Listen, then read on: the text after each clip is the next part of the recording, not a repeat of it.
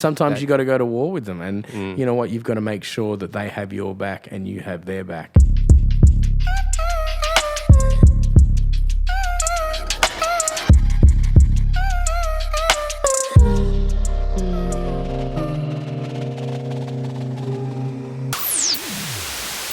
Hey guys, Luke Anderson here again. Just wanted to say hello. Basically here with my producer Andrew. We're going to chat again today about a few topics and questions, and hopefully I can help people get to wherever they want to be in life. I'm interested in your perspective on family and friends and close acquaintances. I mean, as you become successful, the importance of that, I would imagine, is magnified, and also potentially negative impact of 100%. Certain family members or friends. It's a complicated subject, so I'm interested to hear your take on that. It is a really complicated subject. I'm close with my mum and my sister. I'll always love them. But the rest of my family, I love them, but we're not like, I don't message them every day or anything like that. To me, I'll always love them, but eventually through business, when you get really good relationships with your business partners, they actually become your family also. And to be honest, some of my business partners are as close, if not closer, to me than my family, because they would die for me and as me for them, because you're actually financially connected, I fuck up, they fuck up. It becomes more of a relationship than even with a woman, or if you're in business with a woman or a man or both, it becomes more of a relationship than a sexual relationship, because you have to have each other's back through thick and thin. Yeah, it's the bonding there. You're in situations with that person or those people. And sometimes you got to go to war with them, and you know what? You've got to make sure that they have your back and you have their back. And that's one of the keys to, and a lot of people will find it hard to start off with. You'll fuck up a lot, and you'll probably go into business with the wrong people or people that don't fit your values. And eventually you learn to do business with people who are like-minded and have a better outlook. And, you ask people questions like, people will think it's silly, but if you're going to go into a business meeting with someone, you need to, it's a serious business. You need to ask, what's your goals in life? Where do you want to be in 5-10 years? Because if they want to be polar opposite to where you want to be, it's probably not going to work. So you have to be quite aligned if it's going to be a long-term thing. When doing business with friends, there's a lot of people that say, never do business with a friend. Never go into business with a friend. Yeah. But you don't necessarily agree with that statement. I've made some of the silliest mistakes with friends, but again, our values didn't align. But when I've done business with true friends that we have the same goals, we have each other's back, I've made more money than any other business. And I remember once listening to a Richard Branson. I went to one of his talks in Melbourne, and one of the key things that I got out of it is he said the same thing. It's a total bullshit what people say, don't mix business with friends or family. I feel that some of my best business relationships are with my friends. And also some of the people that I've now in business with, who I was probably acquaintances with before, but I asked them the right questions to see if our values aligned, now are my best friends. And your best friends become your family, So. Absolutely. So how do you protect that relationship because things are destined to go wrong? The degree to which is going to vary. There's going to be some severity. Yeah, there's always going to be things, and you're always going to have, everyone has highs and lows. Everyone goes through good and bad things. But I think the biggest thing is communication. People don't communicate and they bottle things up. If you're going to be in business with people, and as an example, let's say, you and I have something where I've taken money to pay for something, and I've accidentally not told you to, pay for the light. I'm just saying as an example for here, and I forgot because I thought it was such a minute thing, and then you get anarchy or angry thinking that haven't communicated with you. And what I'm saying is communication is the key. With any business relationship, also relationships with men or women, whatever you want, communication is the key.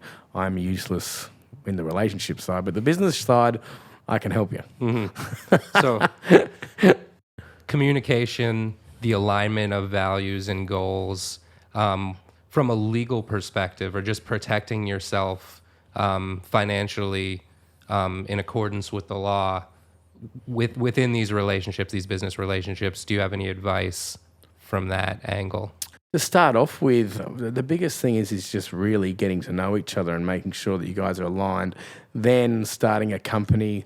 It depends on where you're from. I do business in many different countries, so everywhere is different. But obviously, making sure that your ass is covered too, and you have no intention. If you have an intention or a thought in the back of your mind that you want to stuff over your business partner, there's no point going into business with them, because it's never going to work long term. Karma is a bitch. And you always should have each other's back. But seeing a solicitor, a lawyer, getting the right contracts done, and then just basically going gun-ho. And if you have failures, get used to it. Everyone has fucking failures. I've failed more times than I've succeeded. As I said to you, I just learned how to amplify the successes and make the best out of them, and then move on and do more DD, which is due diligence, for the next business ventures I go into, or the angel investing, or the, and I still make mistakes every day. I'm not perfect. No one's perfect. Always do your research on everyone, because everyone can talk the talk, but walking the walk is totally different. Do you differentiate between doing business with friends or family? Or do you see them as the same thing, and it always comes down to these same issues of transparency of goals and communication? That's a good question. I find I expect more if I do business with friends. I expect better communication, to be honest. And I can get a bit narky. I'm pretty OCD. Like, if you don't send me my report on how the business has gone in every 30 days or whatever, if whatever we came to a conclusion, I don't get narky, but I do get narky. I just want to know what is happening, and it's not, some people are just lazy or they're not built the same, but I like to know, and in communication with my investments. It's purely that. And I do the same. Like, I have a few family members that basically money doesn't work for you anymore in the bank. It's as simple as that. So if you have a little bit of cash in the bank, I have a few family members and friends that I make sure I make them money. It's as simple as that. And it's not massive money, but it might be 5 to 15% on their money, and then they get looked after. But I take that on personally. I've never lost them anyone money in that way, because if the deal goes bad, I actually, with every deal I've got going right now, I actually guarantee that I will personally pay the money back, because that's what family does. Family and friends, to me, eventually become the same. So if you're my family, you're my friend. If you're my friend, you're my family. I've got a pretty ruthless way of being with people, though, too. And as we spoke about on the last podcast, time is the only thing that we can't get back. So if people waste my time, don't expect much from me, because you only get a few chances. One last question on this family, friends, business partner topic. Do you have any examples, or has it happened that you've completely destroyed a friendship or a relationship with a family member over a business issue?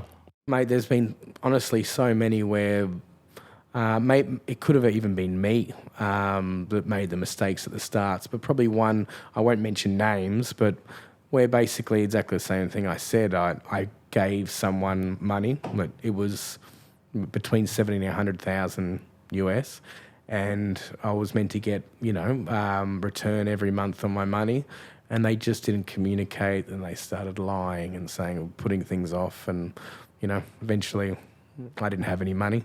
I've got quite now that I'm thinking, I've got so many of these. I'm sorry to trigger you. I'm starting to get depressed thinking about it. There's so many where I've lost, and people, as I said earlier, people are so good at selling their dream, especially desperate people. Desperate people will sell the dream to you, and they will make it sound and look amazing. But do your research. Make sure you have them covered. Make sure you find out where the motherfuckers live. Make sure you know everything about them, because you need to know if the shit hits the fan, you need to know where to go. And I know it sounds bad saying where they live and everything, but I don't mean it as in like to hurt or anything. But you need to know exactly everything about them. If they question you, asking them, what's your address, or what's your license number, or I'm just saying as examples. These are all red flags to say that these people might not be the right people to be in business with, because transparency is everything in business. If you want to have a good, long relationship and you both make dick loads, shit loads of money.